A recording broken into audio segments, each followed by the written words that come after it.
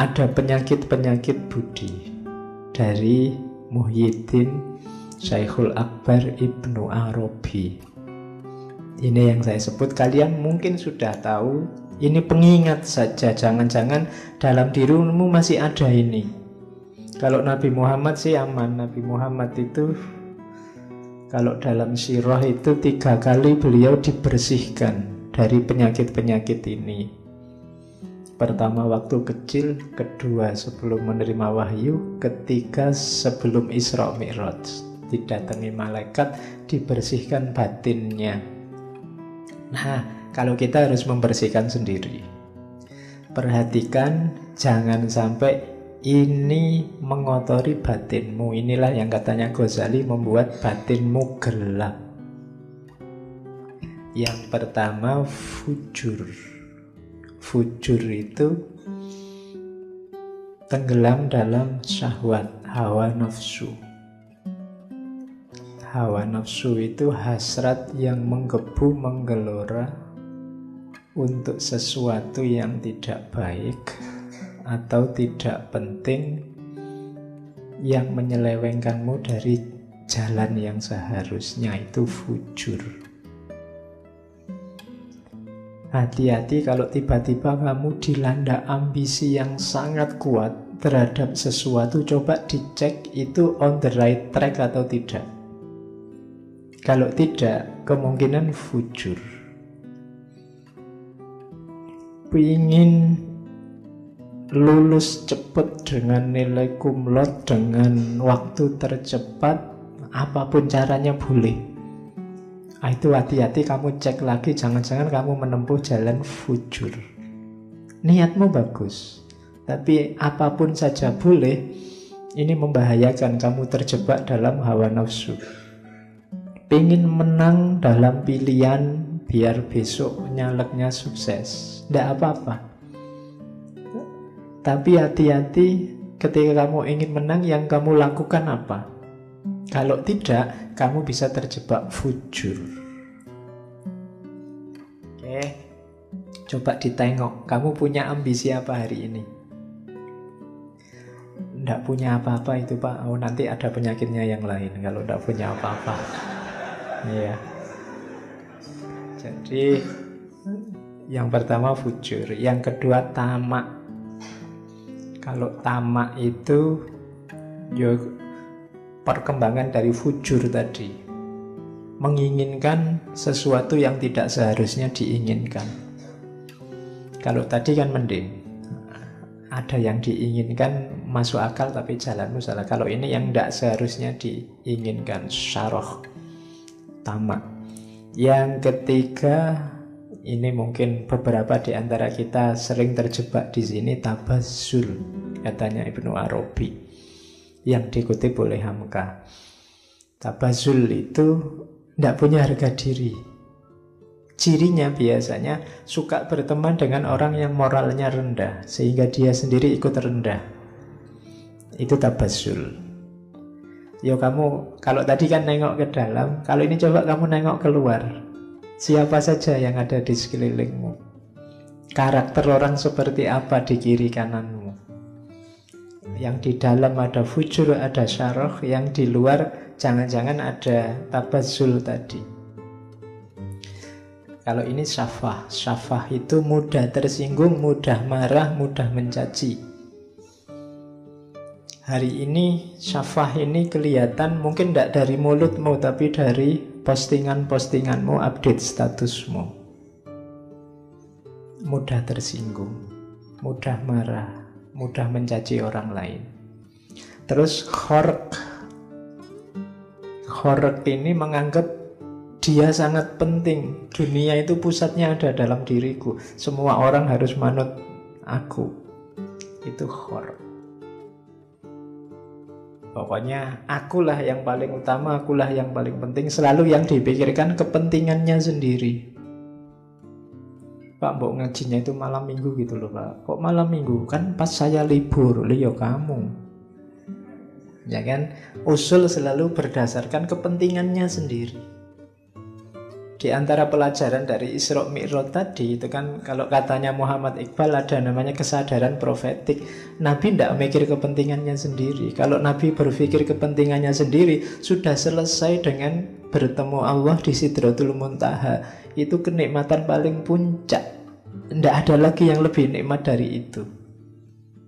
Kan nikmat bertemu Allah besok yang dinanti oleh seluruh penghuni surga, karena itu kenikmatan paling puncak. Tapi Nabi tidak berpikir dirinya. Nabi masih berpikir tentang umatnya. Nah, itu berarti tidak ada khorek. Tidak hanya mikir dirinya, Nabi juga mikir umatnya. Makanya waktu dipuji oleh Allah itu kan waktu kita akhir-akhir kan at-tahiyatul mubarakatus sholawatut thayyibatul lillah. Terus Allah menjawab, assalamu alayka ayyuhan nabiyyu wa rahmatullahi wa barakatuh. Tapi Allah menjawab assalamu alayka ayyuhan nabiyyu wa rahmatullahi wa barakatuh. Terus Rasulullah tidak egois, malah Rasulullah membawa umatnya assalamu alayna wa ala ibadillahis sholihin. Ini percakapan antara Allah dan Rasulullah. Itu berarti apa? Nabi tidak egois, tidak mentang-mentang aku wis sukses sudah ketemu Allah, apalagi yang aku cari, buat apa capek-capek balik. Wong Nabi ini sedang berat-beratnya hidup setelah ditinggal Khadijah, ditinggal Abu Thalib. Dakwah sendiri dilempari batu. Ujiannya luar biasa, bahkan ada riwayat yang mengatakan ujian paling ringan saat itu yang dihadapi oleh Rasulullah adalah satu ketika beliau keluar dari rumah, dicegat oleh orang Quraisy, terus kepalanya ditaburi pasir. Itu dianggap ujian paling ringan. Saya tidak tahu kalau kalian keluar rumah dicegat orang, kepalamu ditaburi pasir, itu mungkin celuritnya keluar. Tapi kalau Rasulullah tidak. Bahkan waktu dilempari batu di Taif itu, malaikatnya aja sampai tidak kuat. Katanya malaikat, Rasulullah kalau kamu mau bumi Taif saat ini juga aku balik. Jadi hancur semua Taif, orangnya masuk liang lahat semua. Tapi jawabannya Rasulullah, ya janganlah. Katanya Rasulullah, mereka itu begitu karena tidak tahu. Makanya Nabi malah mendoakan, Allahumma hdi qaumi fa innahum la ya'lamun. Ya Allah, beri hidayah kaumku, mereka itu tidak tahu. Jangan disiksa, orang tidak tahu kok. Nah, itu Rasulullah mikir umatnya, tidak khork. Kan hari ini banyak orang yang difikirkan dirinya sendiri, terus tidak qasawah, tidak benci dan dendam. Ini juga yang kita susah. Kita biasanya suka sekali memelihara kebencian. Kalau sudah benci sama orang, kapanpun dan dimanapun dibawa kemana-mana. Wong kita memelihara kucing aja ditinggal di rumah, tapi memelihara kebencian kemana-mana kita bawa. Mbok yuk ditinggal sekali-sekali. Tapi kebencian dan dendam ini kita bawa terus. Itu qasawah. Apa sih untungnya kamu membawa kemana-mana benci dan dendam itu? Tidak ada untungnya selain kamu sendiri yang berat. Wong yang kamu benci itu tidak tahu kamu serepot itu membawa-bawa dirinya kemana-mana. Jangan-jangan yang kamu benci sedang seneng-seneng, kamu sumpek terus dalam hatimu. Jadi kamu sibuk sendiri, sumpek sendiri, KO-KO sendiri. Nggak, jangan qasawah. Terus khodar itu memungkiri janji, mengkhianati ampunan. Kalau khodar itu sudah dimaafkan, berkhianat lagi.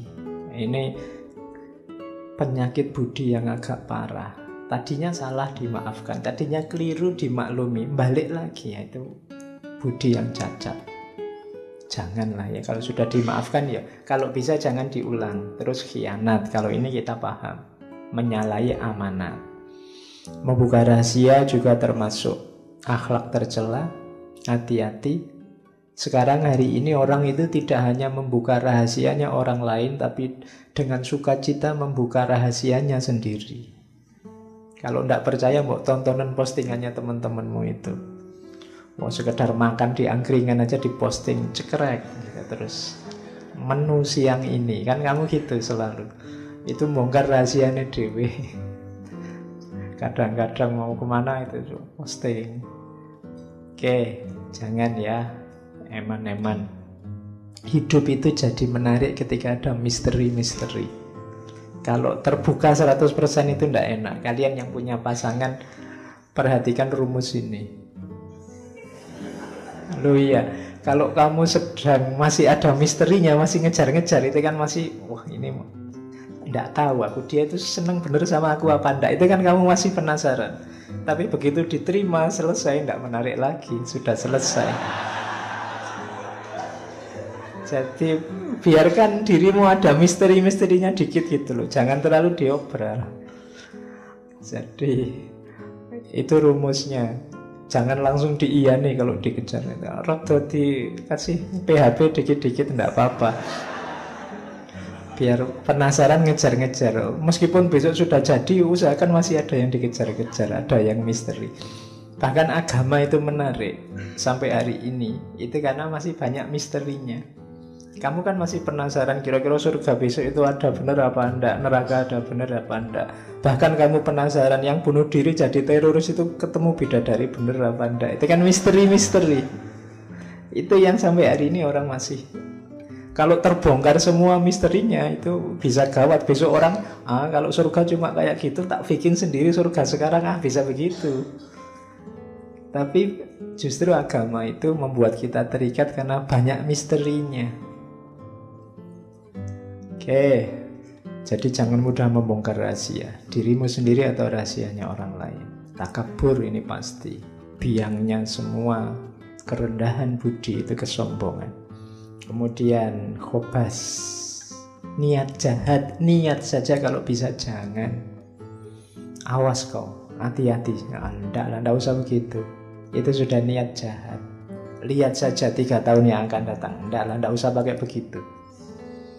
Nggak usah dilihat 3 tahun. Sekarang aja yang enak-enak, yuk bareng-bareng. Khobas namanya. Nggak usah niat jelek. Bahil juga jangan. Juben, pengecut, jangan. Pengecut itu nggak berani ngambil resiko. Hasad, ini kita sudah tahu. Jelek hatinya. Ingin orang lain susah. Kalau ada orang lain seneng, dia sumpek. Itu hasad. Susah lihat orang lain seneng, seneng lihat orang lain susah. Itu berarti hasad. Hari ini tidak sadar kita sering hasad, khususnya pada orang yang beda dengan kita, termasuk yang beda pilihan dengan kita. Kalau kubu sana jelek, alhamdulillah, ya kan? Kamu kan gitu setengahnya, no bener toh? Nah, kamu mesti gitu. Itu namanya seneng lihat yang lain jelek. Dan susah kalau lihat yang lain baik. Sebenarnya diam-diam di hatimu ada rasa hasud. Dan kita disuruh berdoa untuk berlindung dari orang-orang yang hasud ini. Di surat Al-Falaq. Ya kan? Wa min syarri hasidin idza hasad. Karena orang hasad ini merugikan dalam hidup kita. Yang selanjutnya jasa. Jasa ini kayak juben. Tidak berani susah, tidak berani menghadapi resiko. Nah, yang tadi saya bilang males-malesan itu juga penyakitnya budi. Namanya sohirul himmah. Keinginanmu apa? Cita-citamu apa? Tidak tahu Pak, saya mengalir saja. Nah, ini penyakit budi juga. Ya kamu harus tahu, hidup itu dalam kuasamu. Jangan mengalir saja. Arahkan ke yang baik-baik sesuai yang kamu tahu. Lakukan yang bagus-bagus sesuai keinginanmu. Jangan sohirul himmah. Harus punya target. Syukur-syukur lengkap. Jangka pendek saya ingin ini, jangka panjang saya ingin itu, jangka menengah saya ingin ini. Itu lebih bagus. Ada himmah. Untuk urusan agama Pak, saya ingin 5 tahun ke depan saya sudah bisa rajin sholat tahajud, hafal surat Yasin bisa. Nah, itu namanya target. Kalau untuk urusan studi saya ingin 2 tahun lagi lulus, karena kalau enggak mesti DO. Terus untuk Ya caranya begitu. Jangan sohirul himmah, ndak punya karep. Kelemahannya anak muda hari ini banyak yang ndak jelas. Cita-citanya apa, keinginannya apa. Dan yang terakhir, al-jaur. Kalau ini berlebihan, ya baik sih, cuma apa-apa itu ada kadarnya. Harus tahu takarannya. Jangan over. Semua yang over itu jelek. Termasuk kebaikan. Ada beberapa kebaikan yang kalau over ya jelek. Islam itu suka keseimbangan. Nabi Muhammad itu mengkritisi kalau ada sahabatnya yang sholat terus, ibadah terus, itu dimarahi sama Nabi. Yo sholat, yo istrimu diopeni, yo kerja. Jadi imbang antara dunia akhirat. Keseimbangan ini menunjukkan bahwa kita jangan berlebihan. Akhirat ya, dunia ya. Oke, jadi ini penyakit-penyakit budi menurut Ibnu Arabi yang dikutip oleh Hamka. Jadi cara paling gampang untuk belajar budi ya cari penyakitnya. Yang tidak ada ini berarti insya Allah masih tergolong baik. Kan gitu.